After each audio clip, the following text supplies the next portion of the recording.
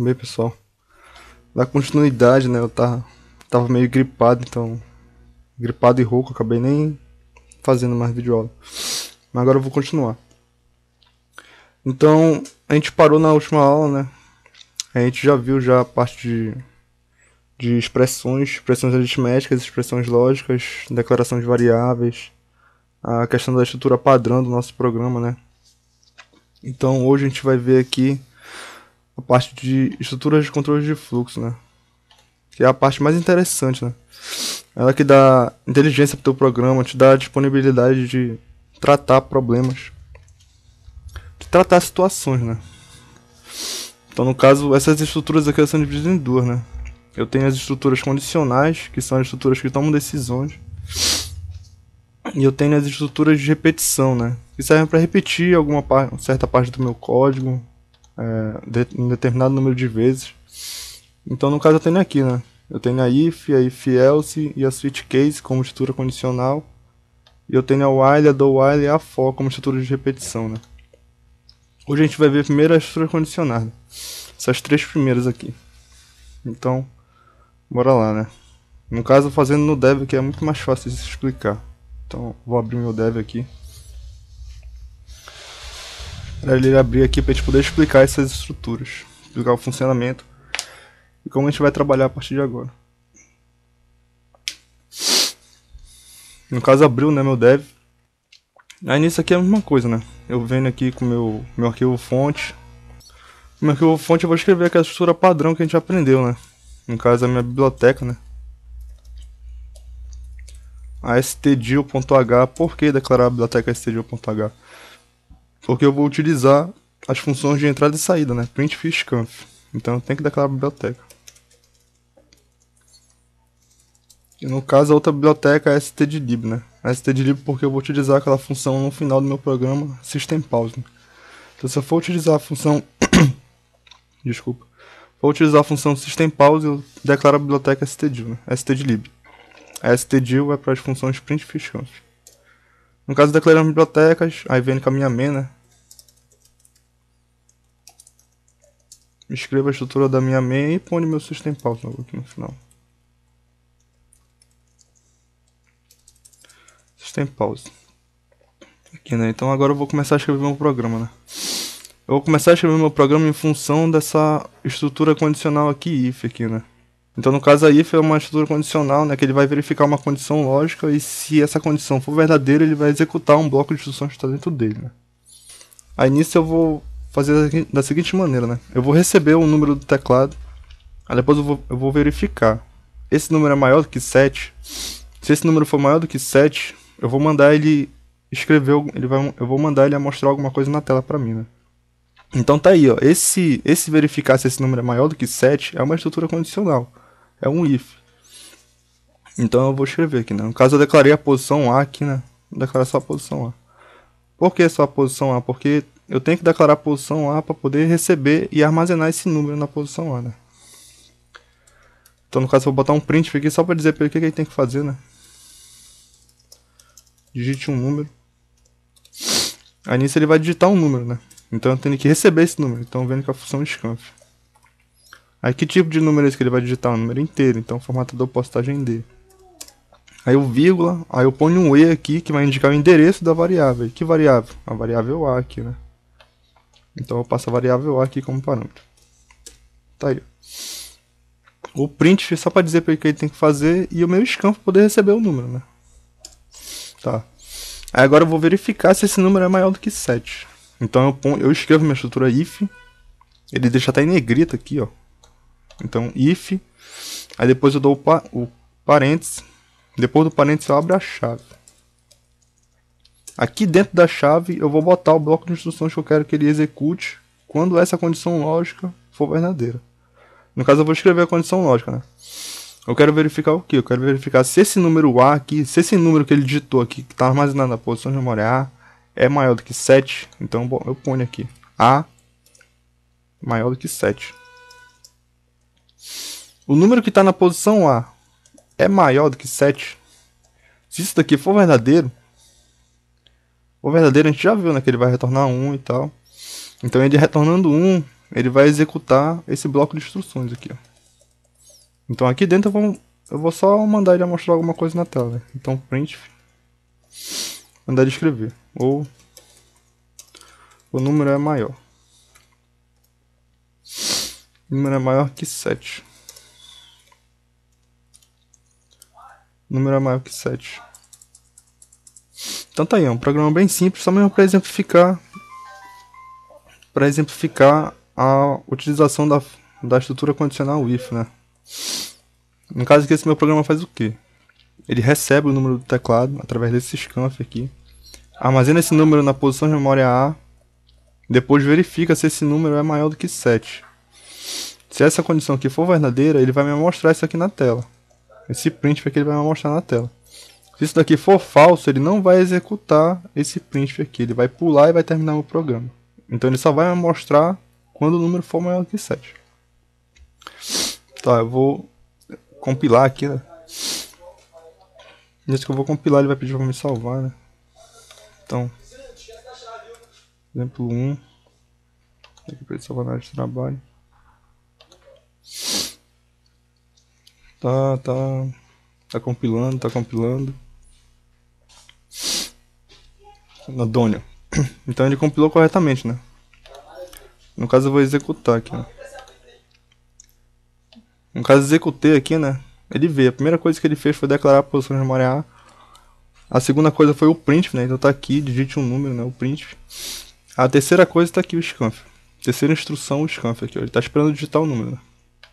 No caso eu vou digitar o 10 aqui. Quando eu der o Enter aqui, ele já vai executar esse if aqui e vai verificar. O 10 é maior que 7. Então ele vai dar isso daqui como verdadeiro e vai me mostrar esse print aqui na tela. Aqui, ó. Ele deu essa condição lógica aqui como verdadeira e entrou dentro do if e me mostrou aqui o que tem dentro do if, ó. O número. Ele botou esse U aqui com acento porque eu botei o E com acento aqui, ó. Aí como a gente havia dito na aula passada, né? Acentuação ele vai mostrar um outro caractere totalmente diferente. Então tá aqui, ó, o número é maior que 7. Então isso daqui é válido, né? No caso ele verifica essa condição lógica. Se essa condição lógica for verdadeira, ele entra dentro do if e executa tudo que está dentro do if. No caso, nesse exemplo aqui é somente esse print, né? Tá, vou ver o contrário agora aqui, né? No caso eu vou executar novamente aqui, né? Nisso que eu executo novamente, eu vou digitar agora um número menor do que 7, né? Vou digitar o 6 aqui. Quando eu der o Enter aqui, o 6 não é maior do que 7. Então essa condição aqui vai dar falsa. Então ele não vai entrar aqui dentro do if. Não vai me mostrar essa mensagem. Não vai me mostrar nada, vai só terminar o programa. Aí, ó. Apertei o 6 e ele não me mostrou nada. Ele só terminou o programa. Pressione o QTEC para continuar. Então é assim que funciona a minha estrutura condicional if. Somente a if. Ela somente vai executar o bloco de instruções que está dentro dela quando essa condição lógica aqui for verdadeira. Quando ela for verdadeira, ele executa o que tem dentro. Se ela não for verdadeira, ele pula. Ele não executa esse bloco de instruções aqui que está entre essas chaves aqui. Somente isso, bem simples. Então essa daí é a minha estrutura if, né? No caso a if else é a mesma coisa. Ela verifica uma condição lógica. Essa condição lógica vai estar do lado do if, né? Então aqui do lado do if eu vou ter o parênteses, onde eu vou botar minha condição lógica. Aí dependendo do resultado dessa condição lógica, agora, se for verdadeiro, ele vai executar o primeiro bloco de instruções. Que primeiro bloco de instrução é esse? O bloco de instruções está dentro do if. Se essa condição for falso, ele vai executar um segundo bloco de instruções. Então, onde está esse segundo bloco de instruções? Está no meu else. Por isso que eu tenho esse else aqui, ó, diferenciando. No caso anteriormente tinha só if, agora eu tenho if e else. Então deixa eu vir para cá para o dev para poder exemplificar, né? Vou pegar esse mesmo exemplo aqui. No caso, eu quero escrever duas mensagens, né? Eu quero escrever uma mensagem para quando o número for maior que 7, tá aqui. Então, quando o meu A aqui for maior do que 7, ele vai mostrar essa mensagem aqui na tela. Quando o meu A não for maior do que 7, eu quero que ele mostre uma outra mensagem. Então, eu não ponho somente a estrutura if, eu ponho a estrutura if else. Dessa maneira. If, eu abro a chave do if e fecho aqui no else. Aí depois escreva a palavra else, abra a chave do else e fecha lá embaixo. Então aqui, entre essas chaves do else, aqui eu vou botar o bloco de instruções que eu quero que ele execute quando essa condição lógica aqui for falsa. No caso, eu quero que ele me amostre uma mensagem também, né? Mas só que vai ser outra mensagem, né? O número é menor. Vou botar aqui, menor.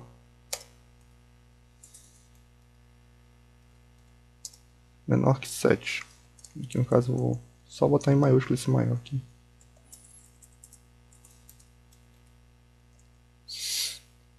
Então tá aqui, ó, da seguinte maneira.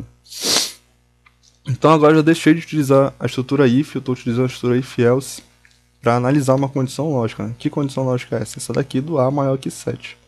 Quem é esse A aqui? É o número que eu estou recebendo do teclado. Então ele vai verificar. Esse número é maior que 7.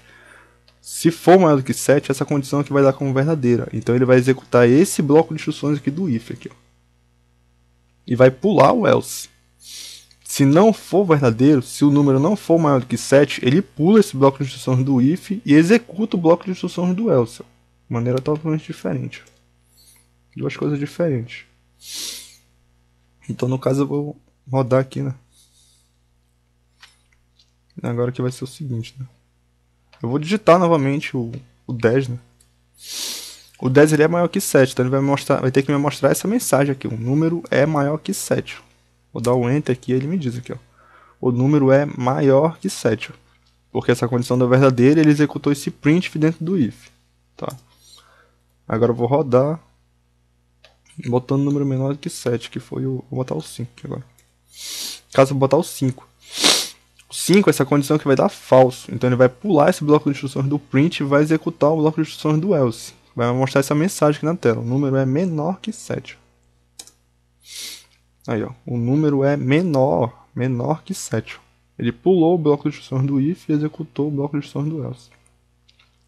Aqui ele botou na mesma linha toda a mensagem. Ó, o número é menor que 7, pressione o tecla para continuar. Porque eu não botei o barra N aqui, né?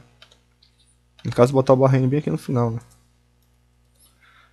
Botar o barra N aqui para ele poder saber que ele tem que pular uma linha, né? Então tá aqui, ó, barra N para ele pular uma linha, para ele não botar tudo na mesma linha, né? Então é só executar novamente. Aí digitar o 5, dá o Enter, aí tá aqui, ó, ele pulou uma linha agora. O número é menor que 7, aí pulou uma linha e botou outra mensagem na outra linha, né? Então bem simples, não tem muita enrolação. No caso aqui, o maior problema é nós pensarmos como nós vamos resolver o nosso problema, né? No caso, a gente tem lá o programa para criar, né? Aí nisso a gente tem que pensar, tem que fazer a questão do algoritmo mesmo para poder ter uma noção do que a gente vai ter que fazer nesse programa. Se a gente vai precisar de estrutura if, somente de estrutura if, se a gente vai precisar de estrutura if else, se a gente vai precisar de estrutura switch case, que é a próxima que a gente vai estudar agora. Então, por isso que é necessário eu pensar primeiramente no meu programa e como resolver ele. Não adianta eu sair fazendo aos trancos e barrancos, porque eu vou perder muito mais tempo. Então tá, né? Então, if else. Bem simples o entendimento. Eu tenho uma condição lógica aqui. Dependendo do resultado dessa condição lógica, ele vai executar um certo bloco de instruções. Se esse resultado for verdadeiro, ele executa o bloco de instruções do if. Se esse resultado aqui for falso, ele executa o bloco de instruções do else. Aqui eu só tenho somente uma instrução, né? Mas eu poderia correlacionar outras, né? No caso, vou utilizar aqui uma outra posição de memória B aqui, né? Eu vou receber um outro número B, né? Vai dificultar um pouco mais. Então, eu Ctrl C, Ctrl V nesse meu print scanf aqui, né? Aí digite, eu vou botar aqui digite o segundo número, eu vou botar aqui, digite o primeiro número. Então, o primeiro número que eu digitar eu vou armazenar no A e o segundo número eu vou armazenar na variável B, né? Aqui no meu if eu vou relacionar duas condições lógicas, né? A condição lógica do A ser maior que 7, vou relacionar uma outra condição lógica do B agora, na minha variável B aqui, ó. Caso eu botar aqui B menor ou igual a 5. Tá aqui, ó. Isso daqui a gente já viu também na aula passada. Eu estou relacionando duas condições lógicas aqui, ó. A primeira do A maior que 7 e a segunda do B menor ou igual a 5. Então, se eu estiver relacionando duas condições lógicas, eu tenho que utilizar aqueles operadores lógicos, aqueles operadores que nós vimos, né? Que é o EE ou barra barra, né? Aí isso daí vai depender muito do que eu quero, né? Depende daquela seguinte frase, né? Eu quero executar esse bloco de instruções aqui do if, dizer que o número é maior que 7, quando o meu A for maior do que 7 ou quando o meu B for menor ou igual a 5. Então tá aí, ó, esse ou aí eu iria utilizar o barra barra, né? Então eu descartaria aqui esse e aqui, né? Então ficaria o meu barra barra aqui entre essas duas condições lógicas aqui. Mas aí eu quero executar esse printf aqui quando o meu A for maior do que 7 e quando o meu B for menor ou igual a 5. Ó, tem diferença. Então esse E aí, ele me indica que eu tenho que botar esse E aqui, né? Então depende muito do que eu quero, né? No caso eu vou executar aqui com esse barra barra, né? No caso do barra barra a gente viu na aula passada que ele vai transformar tudo isso daqui em verdadeiro. Ele vai transformar todas as condições lógicas em verdadeiras quando pelo menos uma for verdadeira, né? Então, se eu digitar aqui no A aqui, o A10, então essa primeira condição lógica aqui já vai dar como verdadeiro, né? O 10 é maior do que 7, então isso daqui vai ser verdadeiro. Como eu estou no OU aqui, no barra barra, não me interessa, não vai interessar para o programa o que tem dentro do B. O que tiver dentro do B pode ser o 10 também. O 10 não é menor nem igual a 5. Então isso aqui vai dar falso, mas não importa. Essa é a minha primeira condição lógica aqui, já deu verdadeiro. Então ele vai transformar tudo em verdadeiro. Então ele vai executar esse printf aqui. Ele só vai transformar tudo em falso quando as duas forem falsas. Tem que levar em consideração isso. Então ele só vai mostrar essa mensagem aqui de baixo. O número é menor que 7 quando essas duas condições lógicas aqui forem falsas. Então tem que prestar atenção nisso. No caso eu vou executar aqui, né, para poder simplificar. No caso tá, né? Ele veio no meu primeiro printf aqui, digite o primeiro número, né? Aí eu vou digitar o 4. Esse 4 vai para dentro da variável A. E eu já estou vendo aqui que o 4 não é maior do que 7. Isso aqui vai ser falso. Então eu já tenho uma condição lógica falsa. Aí eu quero que a outra também seja falsa, né? Para ele poder me mostrar essa mensagem aqui do else, né? Então eu vou digitar aqui o 10, né? O 10 vai para dentro da posição de memória B. E o B não é menor e nem igual ao 5. Então as duas vão serem falsas. Então ele vai me mostrar essa mensagem aqui do else. O número é menor que 7. Aí, ó. O número é menor que 7. Por que ele me mostrou essa mensagem? Porque no A, que era o 4 não é maior que 7. Isso aqui dá falso. E o B, que era 10 não é menor e nem igual a 5.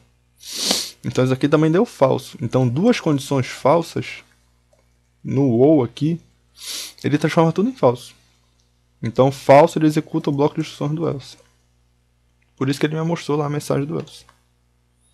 O número é menor que 7. Agora eu vou exemplificar da outra maneira, né? No caso eu vou continuar digitando 4, né? A minha primeira condição lógica vai dar falso. Mas agora eu vou digitar o 3 aqui, né? O 3 no B, né? Então o B, que é 3, o 3 é menor do que 5. Então isso aqui vai dar verdadeiro. Como eu tenho uma verdadeira, ele vai transformar tudo em verdadeiro. Então vai mostrar esse printf aqui do if. Aqui, ó. Aí, ó. O número é maior que 7. Ó. Então, bastou essa aqui da verdadeira, ele transformou tudo em verdadeiro. Mesmo a primeira aqui já sendo falsa.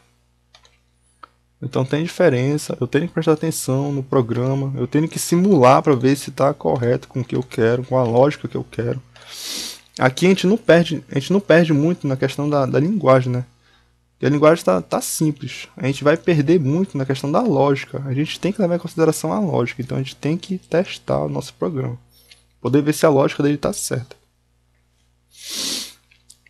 Então tá, né? If else, a nossa última estrutura, né? A estrutura switch case. Então a switch case ela é uma estrutura de escolha, né? Então eu vou ter em cada caso da minha estrutura, eu vou ter uma possibilidade de execução de um certo bloco, né? Deixa eu escrever aqui que fica mais fácil o entendimento. Então aqui minha estrutura, né? Minha estrutura switch case aqui, né? Então aqui dentro do switch aqui, ó, aqui dentro desse parênteses do switch aqui, não vai ficar nenhuma condição lógica nem nada. Aqui dentro desse switch aqui vai ficar a variável que eu quero testar, né? Eu quero fazer os testes. Esses meus testes vão ser esses meus cases aqui, né? Então cada case desse daqui vai ser um teste dessa variável aqui. No caso eu vou ficar melhor, né? Eu vou retirar esse print para esses campos daqui. Deixar somente a variável A, né? Então eu vou tirar a B daqui de cima também. Deixar somente a variável A. Aí nisso eu quero testar essa variável A, né? Então eu ponho ela aqui dentro da minha estrutura switch, né? Ponho um A aqui, né? Aí para me testar esse valor, eu venho em cada case aqui e ponho um valor de teste, né? No caso, 1 aqui. No caso, 2. Eu vou botar aqui um outro case aqui.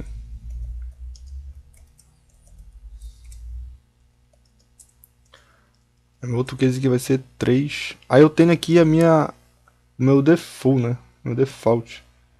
Esse default aqui, ele só vai ser executado quando nenhum caso for verdadeiro, né? Então esses casos aqui, eles funcionam da seguinte maneira, né? Eu tenho aqui a minha variável teste, né? A variável teste é o A. Então ele vai verificar. O que tem dentro desse A aqui é o número 1. O que tem dentro daquele A ali é o número 2, é o caso 2.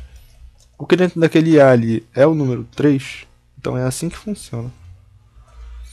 Mas no caso, se não for nenhum desses três números aqui, 1, 2 ou 3, ele vai executar o default, né? Default. Então eu vou botar aqui escrever aqui um códigozinho aqui só pra gente simplificar, né? Então a minha estrutura aqui, switch case, aí dentro de cada case desse daqui eu vou botar um comando, né, para ele executar, né? No caso eu vou botar um comando só de saída, né, print. Então o número é 1. Aí no outro case aqui eu vou botar um outro comando de saída, um outro print. Só mesmo para mostrar alguma coisa na tela, só pra gente ver que ele tá funcionando corretamente. O número é 2.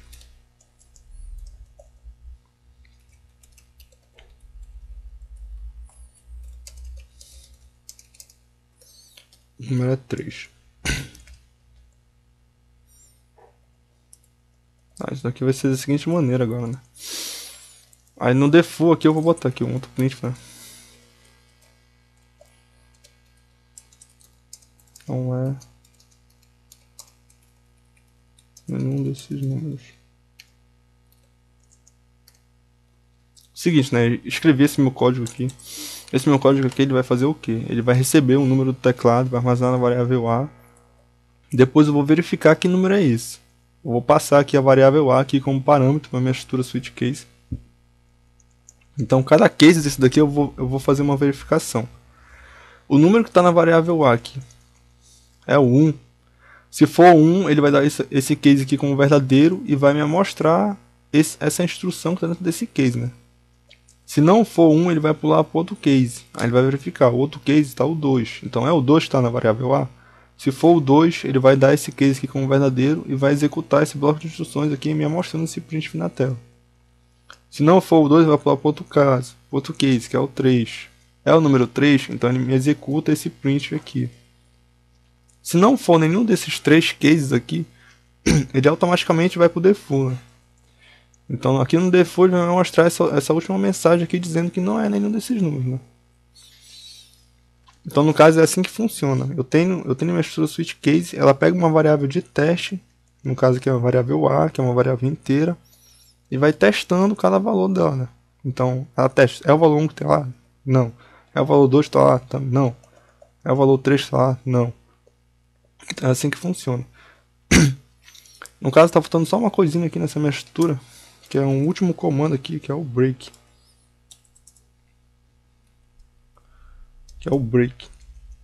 Então sempre na minha estrutura switch case eu vou utilizar esse break aqui.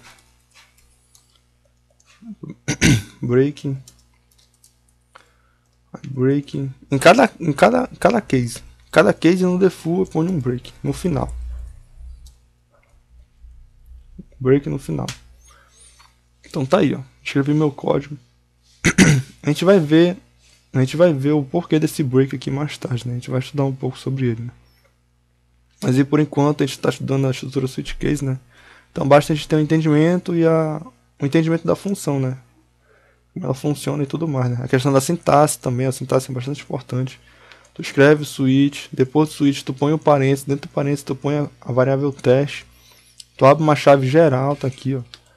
Aí tu escreve a palavra case, aí tu põe a tua condição aqui, né? O teu teste. Depois do teu teste tu põe 2 pontos e tu abre uma chave. Então isso aqui é muito importante. Se tu botar somente 2 pontos e não abrir a chave, não vai funcionar. E assim como tu abre uma chave aqui, tu tem que fechar uma chave no próximo case. Abrir uma chave no próximo case, abrir no outro, fechar no outro. Abrir novamente, fechar novamente. Abrir pro default, fechar pro default. Aí depois tu fecha a chave geral, que é a chave da minha estrutura switch case, né? Abre aqui e fecha aqui embaixo. Então não pode se perder na chave. Se tiver complicado o negócio de chave, é só tu contar quantas chaves tu abriu. No caso aqui, ó, eu tô abrindo uma aqui, 2, 3, 4, 5. Tô abrindo 5 chaves, então tem que fechar 5. Aqui, ó, tô fechando 1, 2, 3, 4, 5. Então tá aqui, ó, abri 5 e fechei 5. Então, a princípio assim tá correto. Então nós não podemos nos perder por causa de chave. Então tá aqui a minha estrutura switch case, né? Então eu vou executar aqui, né? Só para exemplificar. Nisso que eu executei aqui, ele tá nesse print aqui, né? Digite o primeiro número, né? Então eu vou digitar o número, vou digitar o 2. Eu digitando o número 2, ele vai entrar aqui na estrutura switch case, vai passar essa variável A como parâmetro aqui e vai analisar cada caso, né? Não vai ser o caso, não vai ser esse case aqui, porque esse case está o número 1 aqui, né? Não foi o número 1 que eu digitei lá. Foi o 2. Então ele vai pular esse case. Aí ele vai executar esse próximo case aqui, o case que está o número 2, né? Número 2 aqui, né? Então ele vai me mostrar essa mensagem aqui na tela, né? Primeiro o número é 2. Então eu dou o Enter aqui. Aí ele me mostra. O número é 2. Depois disso, ele não dá mais nenhum case como verdadeiro, né? Porque o próximo case está o 3, não é o 3. E ele não dá também o default como verdadeiro, porque um case já deu como verdadeiro, né? Então, bastou um case dar como verdadeiro, ele não vai executar o default, né? Então tá aí o funcionamento, né? Então, eu digitei o número 2, ele entrou no case aqui que tem a variável teste2, né? E me executa o bloco de instruções também dentro dele, né? Que é esse print aqui, o número é 2. Aí no caso eu poderia diversificar aqui, né? Poderia botar outras instruções aqui, outros cálculos aqui e tudo mais. Aqui é somente o entendimento, né, da função. Então eu vou executar novamente só para exemplificar o default, né? O default. No caso eu vou digitar o 4 aqui. O 4 não está especificado em nenhum desses cases, né? Meus cases que vai até o 3, né? Então ele vai executar o default aqui, né? Então eu vou dar o Enter aqui. Aí tá aqui, ó. Não é nenhum desses números, ó. Ele executou o bloco de instruções no default. Esse print aqui, ó. Por que ele fez isso? Porque o que está dentro da variável A é o 4. E eu não especifiquei nenhum 4 aqui nas minhas condições, aqui, ó. Nos meus testes. 1, 2 e 3, ó. Não tem um 4, então ele executa o default. Assim ele vai fazer para qualquer número diferente desse, né?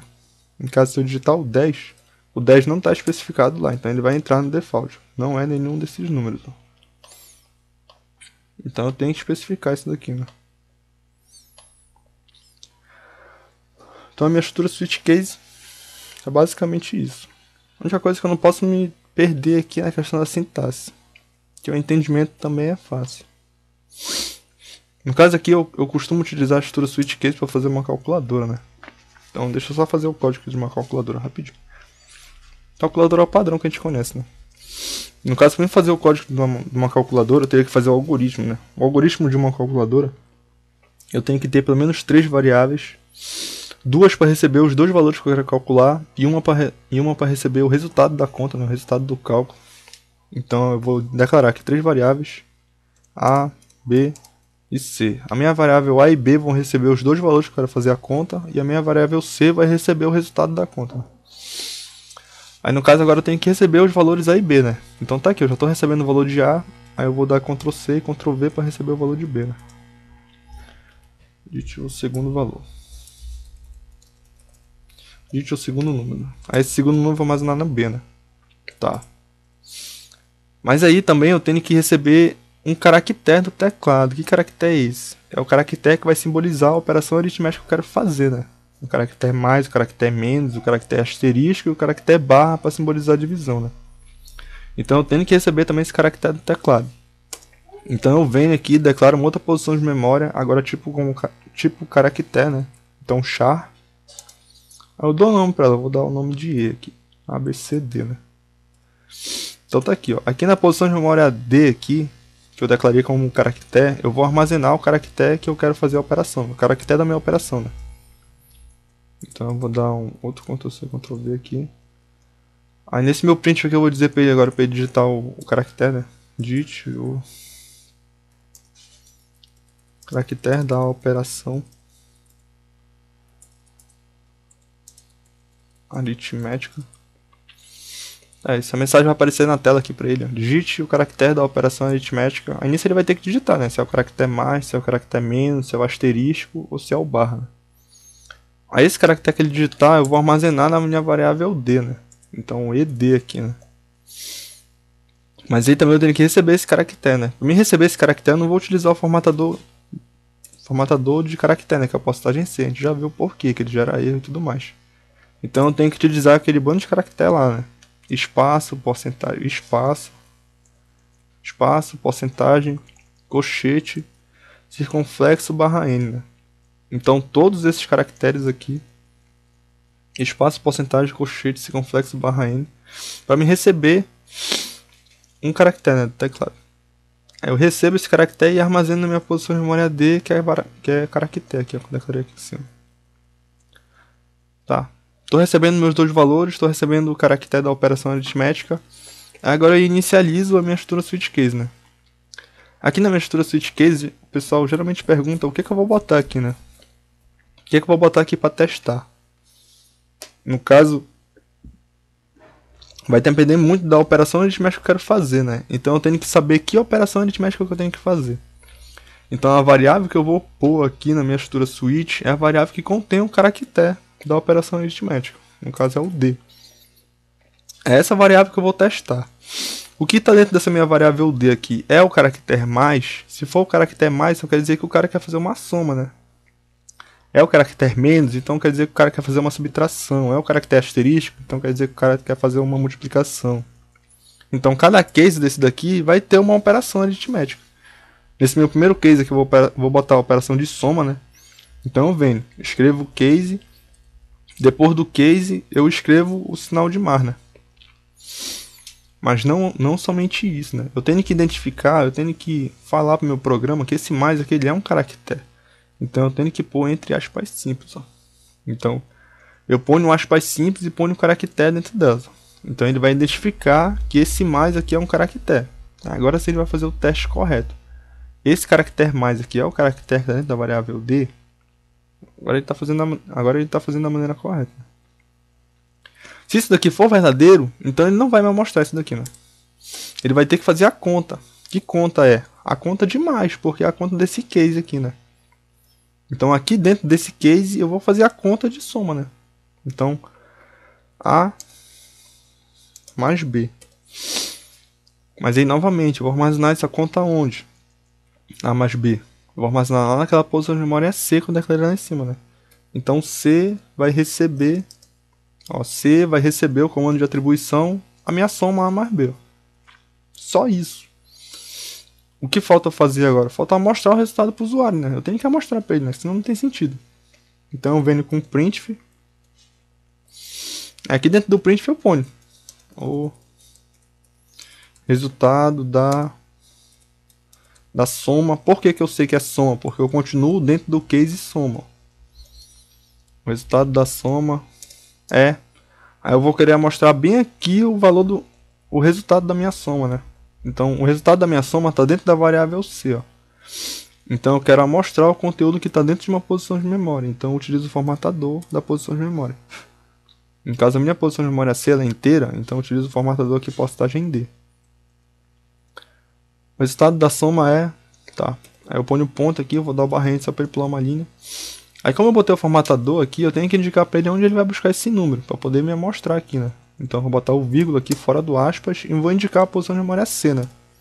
Por que a posição de memória C? Porque é a posição de memória C que contém o resultado da minha soma aqui. Pronto, terminou. Aí no caso, outro case. Outro case eu vou botar outra operação aritmética, né? Vou botar a subtração. Então, novamente, aspas simples e o sinal de menos aqui dentro do aspas simples, para poder simbolizar que é um caractere. Eu vou dar Ctrl C, Ctrl V aqui, mais fácil.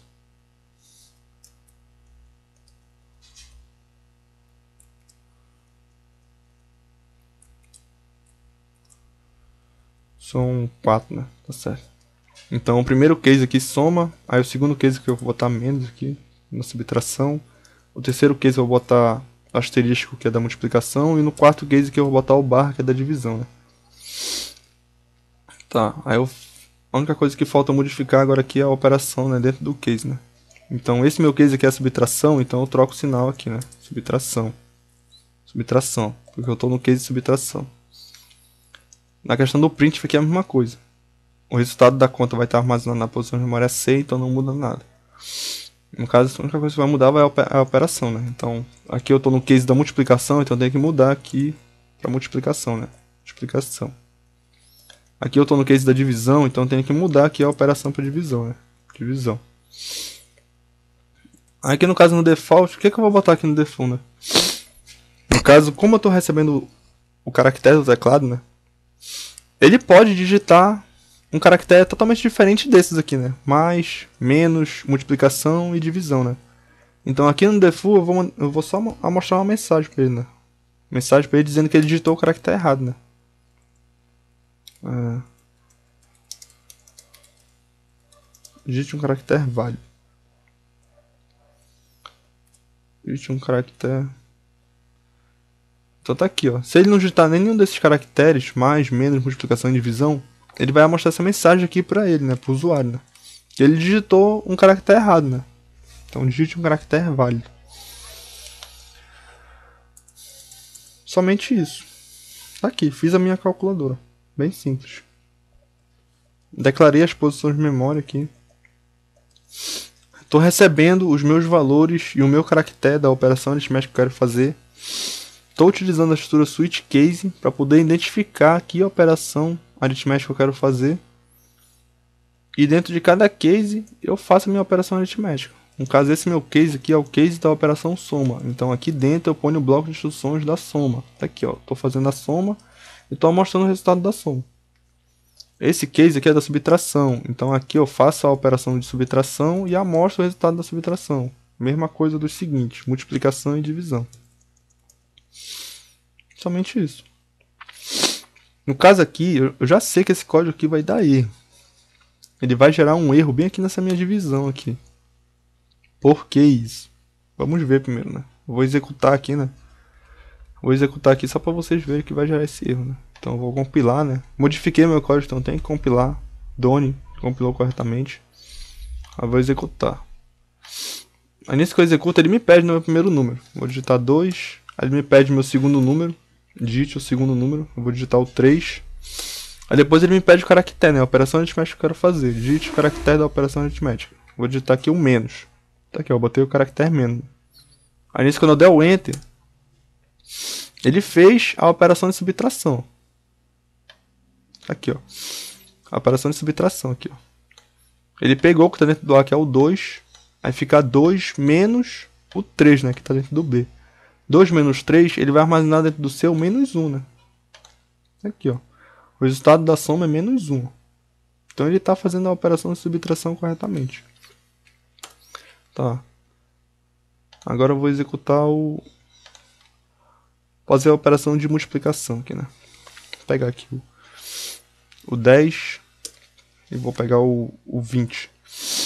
10 vezes 20 vai ter que dar 200, né? Então eu vou botar aqui o caractere de multiplicação, né? O asterisco. Vou dar o Enter. Aí nesse que eu dei o Enter, ele entrou aqui no case da multiplicação, né? Multiplicou o 10 vezes o 20. Aí ele armazenou o 200 na minha posição de memória C, né? Então tá aqui, ó, o resultado da soma. Ó, o resultado da soma. Como eu dei Ctrl C, Ctrl V, eu me esqueci de mudar aqui o nome, né? No caso aqui não é soma, é subtração. Aí bem aqui eu tô no case da multiplicação, então é multiplicação. Aí bem aqui eu tô no case da divisão. Ó, tô no case da divisão, então o meu resultado aqui, resultado da divisão. Resultado da divisão é... Tá, modifiquei, eu compilo novamente. Done, compilou correto. Então, lá vai eu de novo. 10, 20, aí o multiplicação, né? Asterisco. Aí nisso ele faz corretamente agora, né? O resultado da multiplicação é 200. Tá. Vou ver a divisão agora. Vou botar aqui o 10 e o 2, né? 10 dividido por 2 vai ter que aparecer o 5, né? Vou botar aqui o barra da divisão. Tá, ele me deu o resultado 5. O resultado da divisão é 5. Beleza. Ainda não apareceu o erro. Agora eu vou digitar aqui, eu vou fazer aqui uma divisão que deu um número fracionário, né? No caso, aquela minha divisão 10 por 5 dá um número inteiro, né? O 5. 10 por 2 dá o 5, né? No caso eu vou botar aqui 10 e o 3, né? Ele vai fazer 10 dividido por 3. 10 dividido por 3 vai dar 3,33333, vai dar uma dízima, né? Então no caso, olha que ele me amostra aqui, ó. Deu Enter, ele só me amostra a parte inteira da minha divisão, ó, o 3, ó. O resultado da divisão é 3, ó. Eu estou perdendo aqui a parte fracionária. Por que isso? Porque a minha variável C aqui, ela é inteira aqui, ó. Meu C é inteiro, então ele só vai armazenar só o número inteiro. A minha parte fracionária da minha divisão, ele não armazena, eu perco. Então, para evitar isso, eu vou trocar aqui. Bastaria eu trocar a minha posição de memória C, né? Declarar ela como sendo float, né? Então, o meu C aqui é float, né? Mas aí também eu quero fazer uma calculadora mais abrangente, assim, né? Do jeito que tá aqui, eu só posso receber só o número inteiro. Ó. O meu A e o meu B, que são as minhas variáveis que recebem os números, eles são inteiros. Então eu só posso entrar com o número inteiro. Se eu for querer entrar com o número fracionário, ele não vai funcionar. Então, para mim abrangir mais essa minha calculadora aqui, deixar ela mais completa, eu vou mudar o tipo de variável de todos essa daqui, ó, de A, B e C. Então eu vou mudar todo mundo para float logo, para ele aceitar números fracionários, né? Então eu posso entrar com o número fracionário e o meu resultado da minha conta também pode ser um número fracionário. Tá aí, ó. Então minha calculadora está muito melhor agora. Do jeito que estava antes, eu só poderia entrar só com o número inteiro. Agora, como eu troquei o tipo da variável, eu posso entrar com o número fracionário. Mas aí, novamente, como eu mudei o tipo de variável aqui para float, eu tenho que prestar atenção aqui, ó. O meu scanf aqui, ó, que está recebendo o valor e armazenando na posição de memória A, está utilizando o formatador aqui o dia inteiro, né? Então tem que mudar. Postagem F aqui. Aí bem aqui quando eu vou mostrar aqui, né? Quando eu vou mostrar o resultado na posição de memória C, eu estou utilizando o formatador o dia inteiro. A minha posição de memória C não é mais inteira, ela é float. Então postagem F, assim eu faço para todas. Postagem F. Eu tenho que prestar atenção nisso. Se eu mudo o tipo de variável, eu tenho que mudar o formatador. Postagem F, aí postagem F aqui também. Somente isso. Então agora o meu programa está muito melhor do que estava antes. No caso eu vou compilar. Aí Done compilou corretamente, aí nisso eu vou executar. Né? Aí eu vou fazer aquela divisão lá, né? 10, 3 e o barra da divisão. Aí nisso que eu faço a divisão tá aqui, ó. O resultado da divisão é 3.3333, tá aqui, ó. Ele tá armazenando a minha dízima também, ó. Então ele não tá armazenando só a parte inteira da minha divisão. Então tá muito melhor agora no meu programa. Tanto que agora eu posso fazer até conta com o número fracionário, né? 2.5, aí 2, vou fazer uma multiplicação aqui, para dar o 5 inteiro, né? Então tá aí, ó. O resultado da multiplicação é 5. 2,5 vezes 2 dá o próprio 5. Então é isso, pessoal. A gente viu hoje essas três estruturas aqui de condicionais, né? A estrutura if, a minha estrutura if else e a minha estrutura switch case, né? Então a gente viu a questão do funcionamento e a sintaxe, né? Fiz até um exemplo aqui de uma calculadora para vocês, né? Utilizando a estrutura switch case, né? Então é isso. Então na próxima aula a gente vai ver essa estrutura de repetição aqui. While, do while e a for. Então aí por hoje a gente fica por aqui, né? Até a próxima. Abraços aí. E estudem. Estudem que eu sei que não é fácil, mas a gente vai aprender junto. Qualquer coisa, estamos aí no Face, aí eu e a Eliane. Vocês podem mandar a pergunta de vocês pelo Face, que a gente vai responder com certeza. Então, abraços aí, pessoal, e até a próxima.